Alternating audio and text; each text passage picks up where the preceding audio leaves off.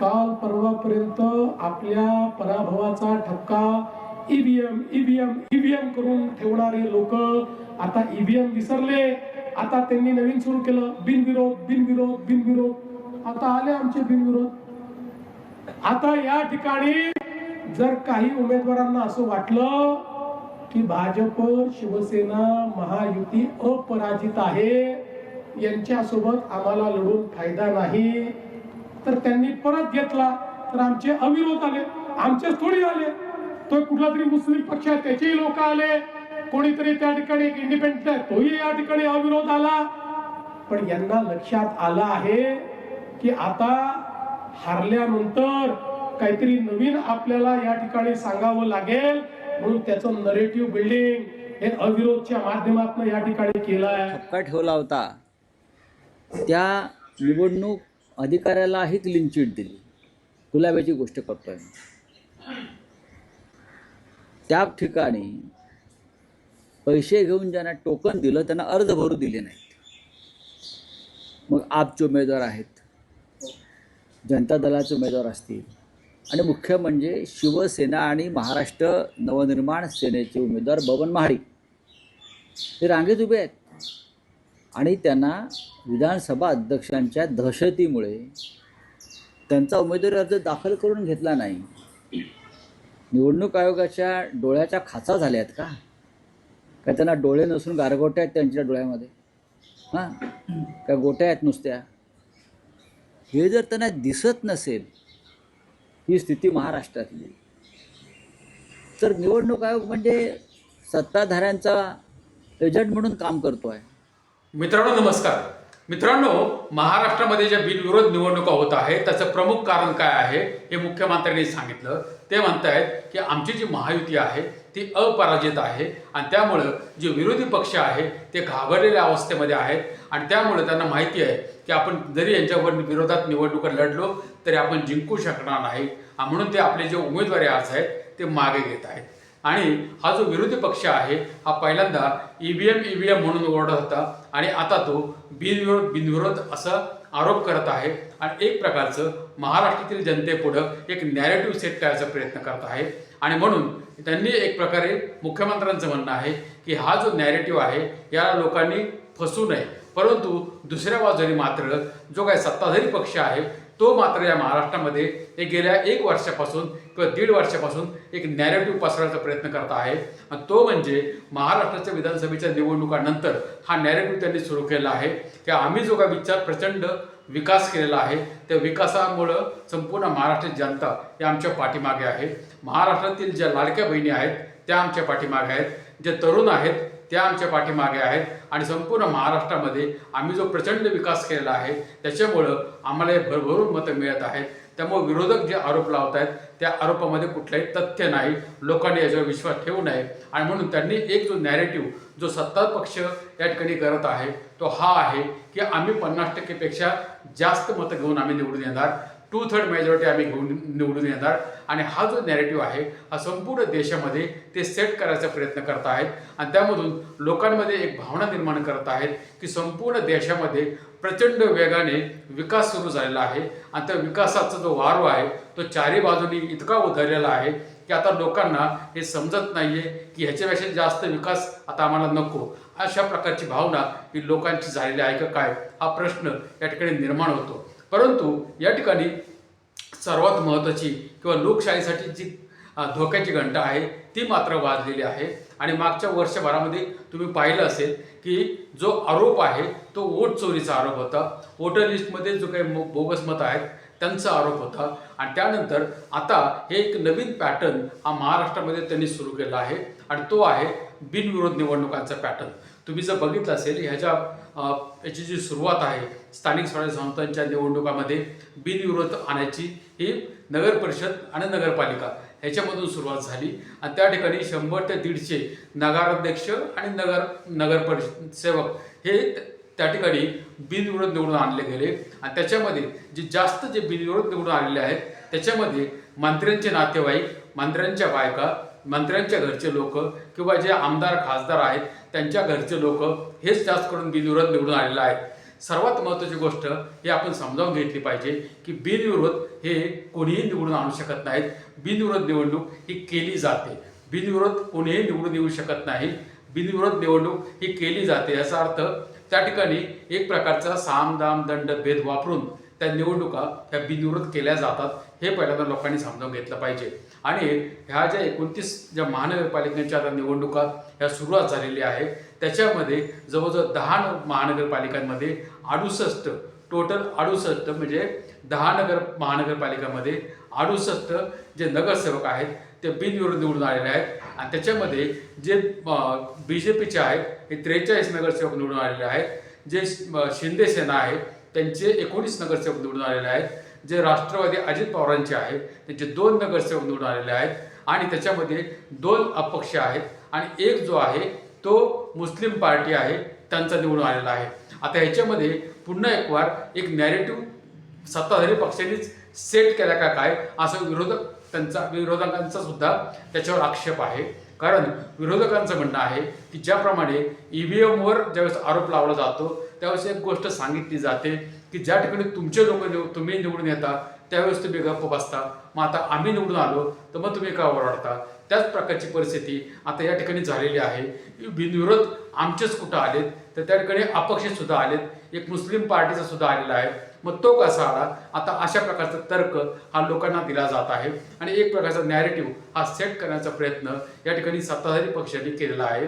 परंतु त्याच्यामध्ये एक गोष्ट समजलेली आहे की हे जे 2 अपक्ष आणि हा जो मुस्लिम पार्टीचा निवडून आलेला आहे मालेगावमधला, त्याच्या मागे ह्यांच्या अशाच प्रकारची एक सेटिंग केलेली आहे की त्या ठिकाणी जे काही RO आहेत म्हणजे आजकाल शासन आणि प्रशासन यांची जी मिलीभगत आहे त्याच्यावर जो आरोप होतो आहे त्याच्याच विषयीच ही गोष्ट आहे की त्या ठिकाणी त्याला असं म्हटलं गेलं की आपण जर बघितलं असेल की खूप सारे आरोप असे आहेत की त्या ठिकाणी जे RO आहेत किंवा जे निवडणूक निर्णय अधिकारी आहेत त्यांची मदत त्या ठिकाणी घेतली जाते आणि अनेकांचे अर्ज हे बाद झालेले आहेत. अनेकांचे छाननीमध्ये अर्ज रद्द केलेले आहेत. काही ना काही त्रुटी सांगून त्यांचे अर्ज हे काढून टाकलेले आहेत आणि त्यांना काही लोकांची तर टोकन घेऊन त्यांना अर्ज भरायला सुद्धा परमिशन दिलेलं नाही. अशा वेगवेगळ्या प्रकारच्या ज्या मार्ग आहेत ते शोधून काढलेले आहेत. एक पॅटर्न डेव्हलप केलेला आहे की काहीही करून आम्हाला हे निवडणूक जिंकायची आहे. आणि हा जो पॅटर्न सुरू झालेला आहे याची सुरुवात जर तुम्ही बघितली असेल तर लोकसभेपासून झाली. लोकसभेमध्ये ज्या प्रकारे हा जो महायुती आहे त्याचा धुव्वा उडाला, त्याच्यानंतर त्या लोकांना हे समजलं की आपल्याला काही ना काही आता करावं लागेल, नाही तर विधानसभा आणि सार्वजनिक संस्था याच्यामध्ये आपला पूर्ण धुव्वा उडणार. कारण ज्या प्रकारचे शिवसेनेचे तुकडे झाले, ज्या प्रकारे राष्ट्रवादी पार्टीचे तुकडे झाले आणि ज्या प्रकारे भ्रष्टाचाराचे आरोप ज्यांच्यावर केले त्यांना सत्तेमध्ये घेतलं गेलं, ज्या लोकांना भ्रष्टाचारी म्हणून त्यांच्यावर आरोप लावले त्यांना सगळं संगती घेऊन सत्तेमध्ये त्यांना सहभागी केलं, मंत्रिपद दिले गेले. आणि ह्या ज्या गोष्टी आहेत ह्या महाराष्ट्रातील जनतेने उघड्या डोळ्यांनी पाहिलेल्या आहेत. त्यामुळे महाराष्ट्रातील जनतेला हे समजलं की यांची बोलणी आणि करणं याच्यामध्ये फरक आहे. म्हणजे जैसे बोले तैसे चाले असं म्हटलं जातं, परंतु याची कथनी आणि करणी ह्याच्यामध्ये फरक आहे.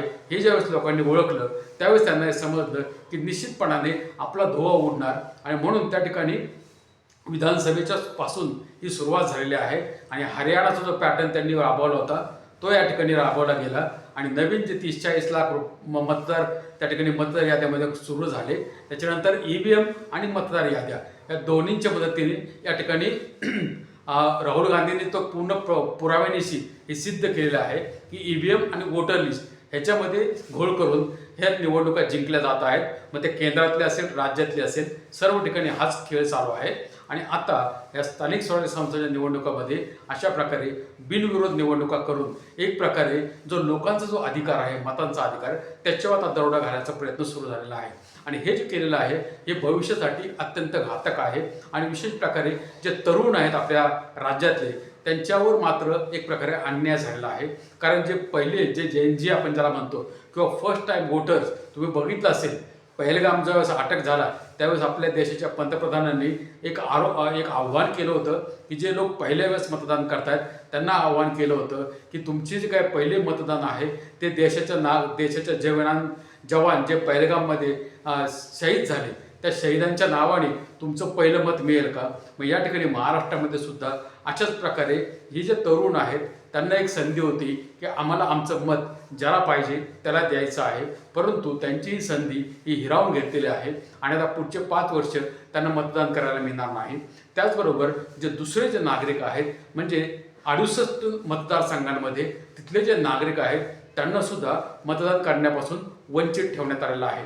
आता हे ज्या भाग आहेत ह्याच्या मागे आपण एक समजू शकतो की आडवाआडवीचं, तोडातोडीचं, फोडाफोडीचं हे राजकारण आहे आणि ह्या राजकारणामध्ये, हे सत्तेच्या राजकारणामध्ये हे जे सत्ताधारी पक्ष आहेत किंवा विरोधी पक्ष आहेत ते एकमेकांवर कुरघोडी करण्याचा प्रयत्न करतात किंवा हा जो सत्तेतला जो पक्ष आहे तो एक प्रकारे ऑल आऊटच्या भूमिकेमध्ये आल्यासारखं काम करतोय आणि केंद्रात, राज्यात आणि गाव पातळीपर्यंत त्यांनी जे मागे सांगितलं होतं की सर्व ठिकाणी 100% भाजप अशा प्रकारची भूमिका ही त्यांची दिसते आणि म्हणून त्या ठिकाणी अशाच प्रकारे त्यांनी एक रचना करून हे सर्व निवडणुका जिंकण्याचं जे तंत्र आहे ते त्यांनी डेव्हलप केलं आहे का काय अशी शंका घ्यायला पूर्ण वाव आहे. परंतु येणारा जो भविष्यकाळ आहे त्याच्यामध्ये मग विधानसभा असतील किंवा लोकसभा असेल त्याच्यामध्ये हा पॅटर्न राबवला जाऊ नये यासाठी आता काळजी घेतली पाहिजे. त्याचप्रमाणे ह्याच्यामध्ये सर्वात जर महत्त्वाचं कोणाची भूमिका असेल तर ती केंद्रीय निवडणूक आयोग आणि राज्य निवडणूक आयोग ह्यांची याच्या सर्वात जास्त महत्त्वाची भूमिका आहे. कारण हे जे दोन आहेत ह्यांच्याच मदतीने हा जो सत्ताधारी पक्ष आहे हा निवडणुका हायजॅक करत आहे हा आरोप राहुल गांधींनी केला. त्याचप्रमाणे हे ज्या वोटर लिस्ट आहेत त्या फ्रॉड आहेत, त्याच्यावर निवडणुका घेऊ नका म्हणून महाविकास आघाडीच्या लोकांनी सांगितलं. परंतु राज्य निवडणूक आयोग हा त्या ठिकाणी मूग गिळून बसला. राज्य निवडणूक आयोगाचे जे काही लोक आहेत त्यांनी कोणतीही कारवाई त्या ठिकाणी केली नाही आणि आतासुद्धा ज्या प्रकारे या ठिकाणी बिनविरोध निवडणुकाचे आरोप त्या ठिकाणी होत आहेत तरी परंतु त्या ठिकाणी अहवाल मागवायचं काम हा राज्य निवडणूक आयोग करत आहे. परंतु राज्य निवडणूक आयोगाला 73 आणि 74व्या घटना दुरुस्तीनुसार संपूर्ण अधिकार हे प्राप्त झालेले आहेत. कारण ती एक स्वायत्त बॉडी आणि संविधानिक बॉडी ही त्या 73 आणि 74व्या घटना दुरुस्तीने राज्य निवडणूक आयोग बनलेला आहे आणि ह्या ज्या स्थानिक स्वराज्य संस्थांच्या निवडणुका आहेत ती घेण्याची जबाबदारी ही राज्य निवडणूक आयोगाची आहे. लोकसभेच्या आणि विधानसभेच्या निवडणुका घेण्याची जबाबदारी ही केंद्रीय निवडणूक आयोगाची आहे. परंतु या ठिकाणी राज्य निवडणूक आयोग आपलं काम करताना त्या ठिकाणी योग्य दिसत नाही किंवा तो फ्री, फेअर आणि ट्रान्सपरंट हे जे निवडणुका घेण्याची प्रक्रिया आहे ती तो करताना दिसत नाही आणि एका ठिकाणी तो वोटर लिस्टमध्ये काय करू शकत नाही म्हणतो, केंद्राकडे बोट दाखवतो, EVMवर आम्ही निवडणुका घेणार म्हणून तो त्या ठिकाणी आपली बाजू पुढं रेटतो आणि ज्या प्रकारे त्यांनी जो काही कार्यक्रम बनवलेला आहे तो सुद्धा जे सत्ताधारी पक्ष आहे आणि त्याच्यामध्ये बसलेले जे लोक आहेत त्यांनी दिल्या का काय अशी शंका घ्यायला पूर्ण वाव आहे. कारण ज्या प्रकारे भाषणाची त्या ठिकाणी भाषणामधून सांगितलं गेलं की या ठिकाणी आजचा दिवस हा आहे, उद्याचा दिवस हा आहे, 16 तारखेला हे होणार आहे, 15 तारखेला हे होणार आहे, त्यावरून एक गोष्ट समजते की ही जी काही निवडणूक आहे ही एक प्रकारे ठरवून दिलेल्या तारखा तो फक्त निवडणूक आयोग त्या ठिकाणी करत आहे आणि म्हणून लोकशाहीची हत्या हा जो निवडणूक आयोग आहे त्याच्या माध्यमातून करायचं काम राज्यामध्ये आणि देशामध्ये सुरू झालेलं आहे का काय असं म्हणायला पूर्ण वाव आहे.